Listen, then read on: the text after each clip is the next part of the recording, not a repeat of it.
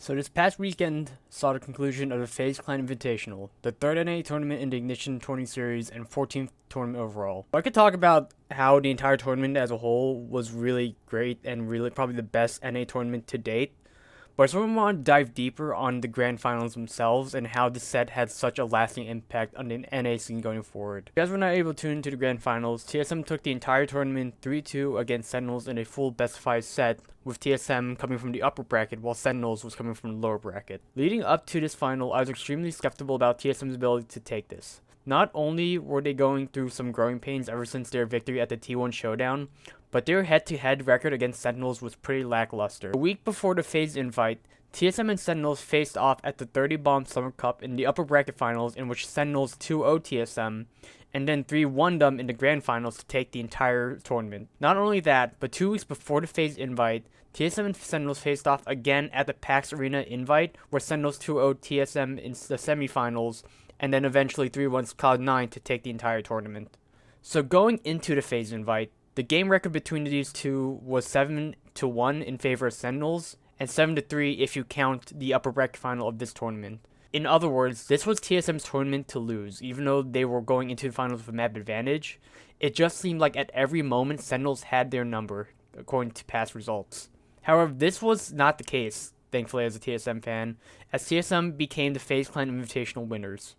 Again, I could talk about how this entire tournament was just full of highlights and great matches, but again, I just want to stay on the grand finals because I really believe that this was what peak Valorant looks like, and this is what we should look forward to in the future. The set went to full 4 games, with TSM having a default map advantage since they came from the upper bracket. Neither team won any of their map picks, and there was just mad disrespect and BM throughout each of the games. We're talking about teabagging, shooting corpses, just a lot of pettiness coming from each side. Even in the post-game interview, Hayes called Sentinels a group of kids who need to be put into place. And if you're Sentinels watching this, you are probably pissed at this comment.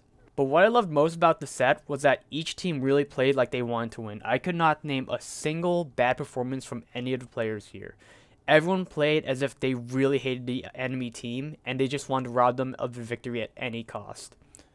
I do want to shout out Sick, who overall just had a really great performance throughout the entire tournament and this series for being both consistent and for being a playmaker, especially including the 1v2 pistol clutch and the insane 0.03 second defusal, which eventually brought the Sentinels to match point. Link in the description if you guys want to check them out. So at this point in the match, I was just yelling and crying at my monitor because I, along with probably a lot of other people, for sure thought TSM has lost its entire tournament. Now down 7-12 with a negative record going against what was probably the best team going into this tournament, what are you supposed to do at this point? I'm pretty sure Sentinels thought they had the game in the bag at this moment as well. And I think this is where they falter.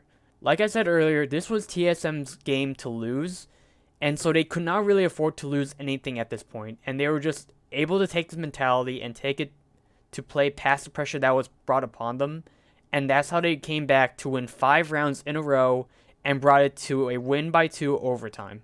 If you're Sentinels 12-12 at this point, I feel like you'd be extremely frustrated since even off that sick play, you were ready to close out the game easy peasy against one of your historically best matchups. The problem is that the momentum going into OT was entirely stopped and Sentinels just could not get the ball rolling again because they did not have the same pressure that TSM had going into this overtime scenario. The MVP of the tournament went to Wardell, and I don't think I could agree less. He was consistent throughout the entire tournament, and in the last rounds of the finals, he was just very detrimental to getting picks to open up the map for TSM to just take control and just able to finish out where it mattered the most.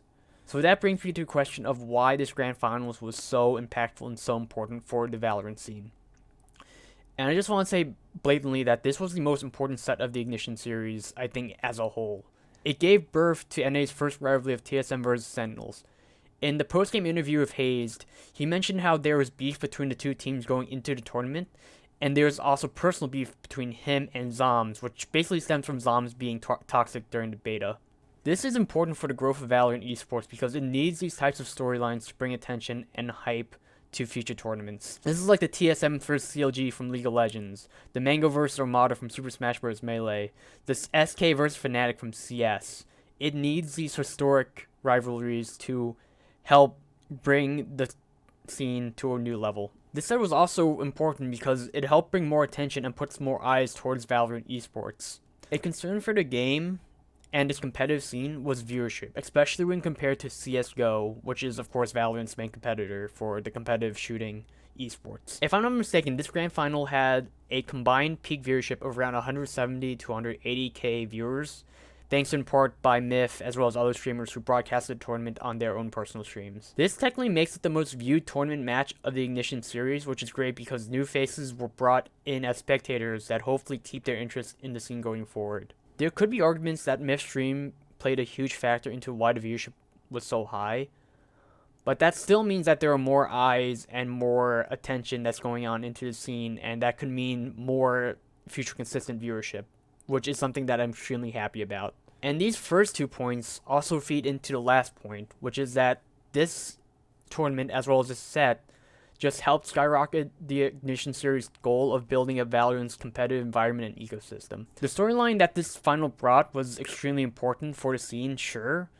but there were also other factors that helped bring this tournament to the next level. Viewership, the skills of the players, the hype, the production, the personality, all of these combined helped make this a really great tournament to watch and something that I'm looking forward to in the future.